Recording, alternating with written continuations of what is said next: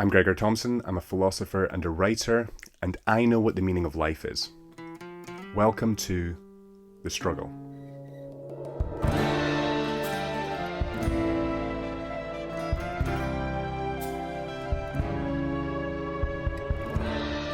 This episode is brought to you by The Struggle newsletter.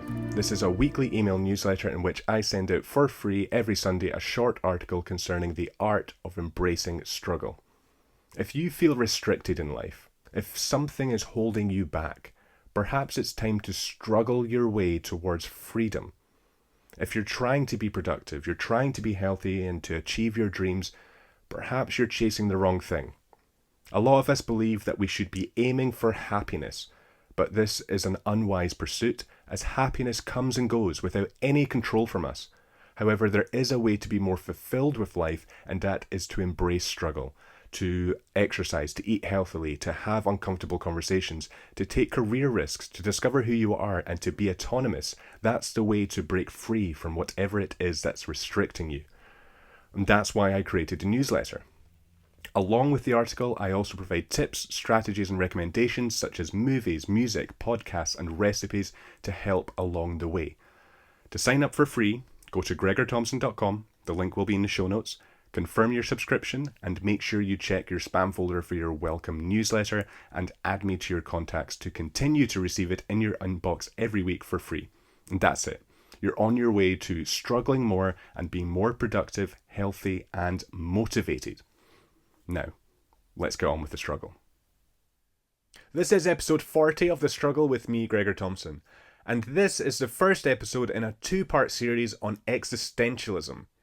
Now, FYI, this episode and the next episode will get slightly nerdy and academic, but bear with me as there will be applicable lessons at the end of each episode.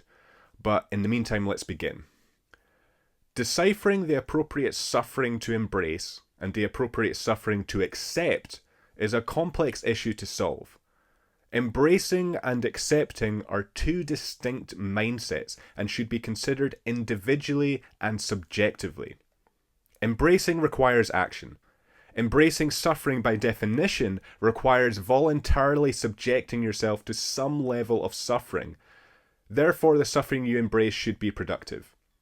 The consequences of this embrace should be viewed as positive at some point in time.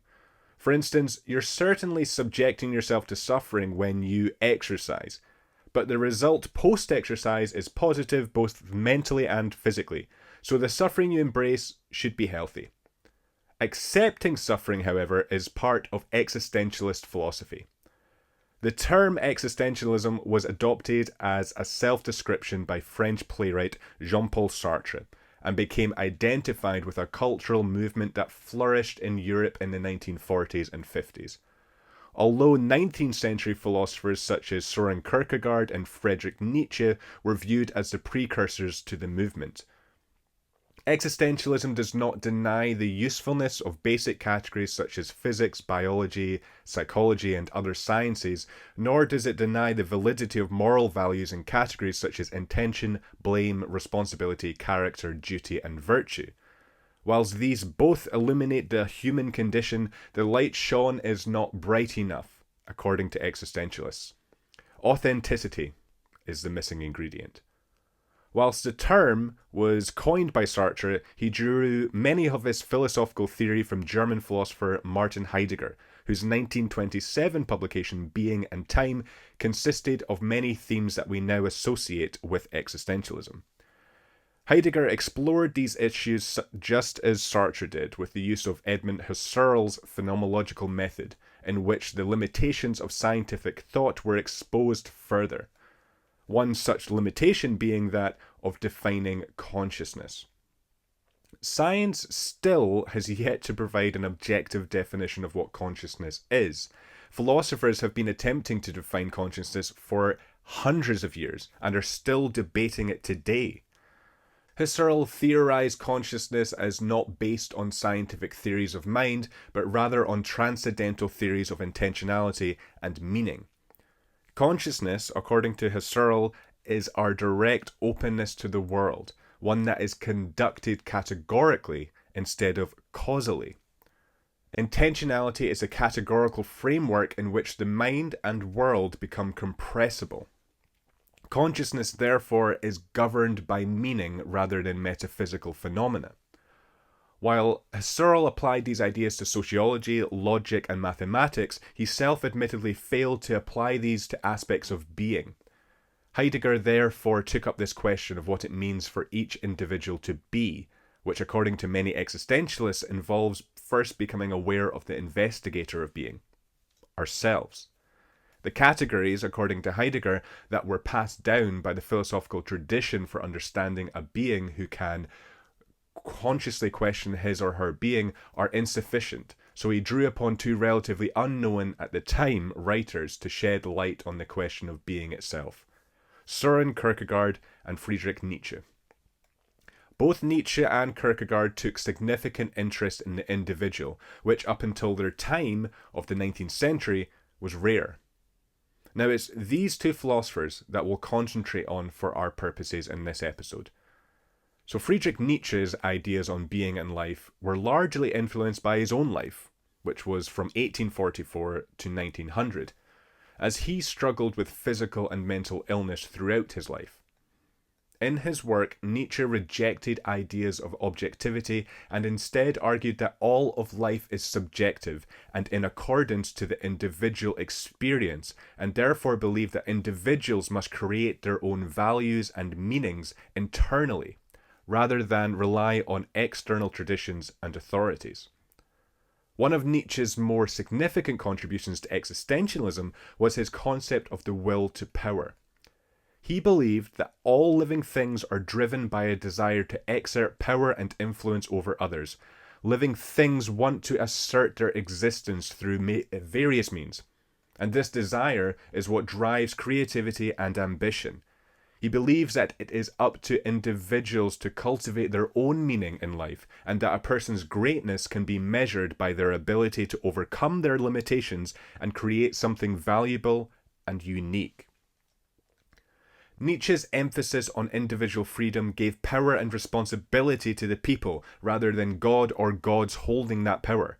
His contribution to existentialism showed that we can control our future and that our morality lies in our own hands.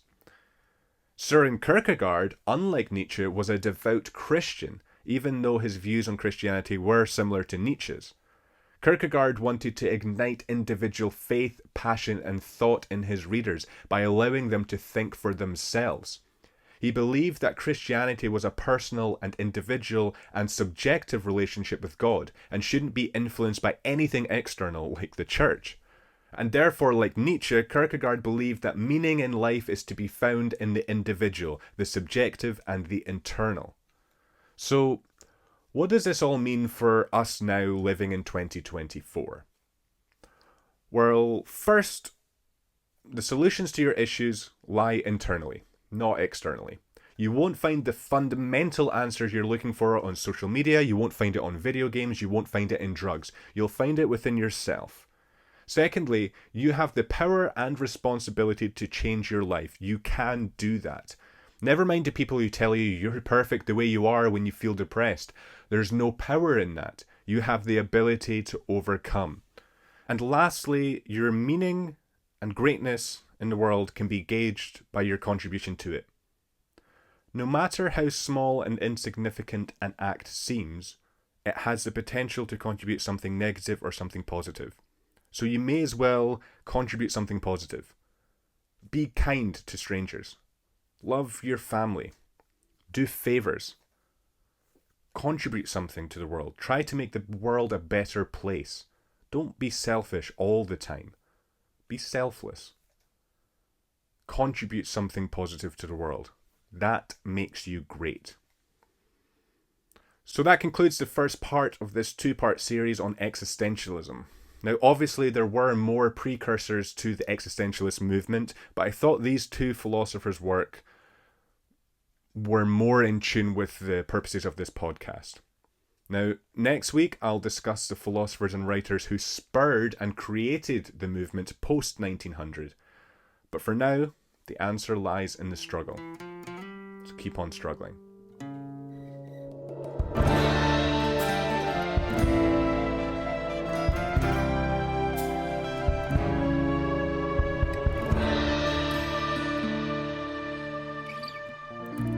Just a few more things before you take off. Firstly, thank you for watching. It genuinely means a lot to see people viewing and liking the content. Second, if you're enjoying the content, please subscribe and share. Those are the best ways you can support the podcast. As you can probably tell, I don't have a ton of fancy equipment. I don't have a team behind me helping with marketing or editing the podcast. I don't have much resources. So any help is greatly appreciated. You can also stay up to date with everything I'm doing on social media. All of the links will be in the show notes. And you can also listen to the Struggle podcast on Spotify or Apple Podcasts. And lastly, keep on struggling.